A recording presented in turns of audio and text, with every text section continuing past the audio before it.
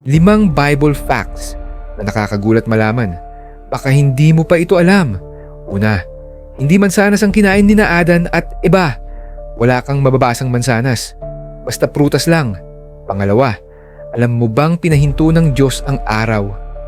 Huminto ito habang nakikipaglaban sila Joshua. Pangatlo, may taong hindi nakaranas ng kamatayan. Sina Enoch at Elijah ay parehong kinuha ng Diyos nang hindi namatay. Pang-apat, may hayop na nagsalita sa Biblia. Isang asno ang ginamit ng Diyos para magbigay ng babala kay Balaam. At pang-lima, may isang taong nabuhay ng mahigit 900 taon. Siya ay si Matusalem, ang pinakamahabang nabuhay sa Biblia. Abangan ang part 2. Pindutin lang ang follow dahil nag-a-upload ako araw-araw.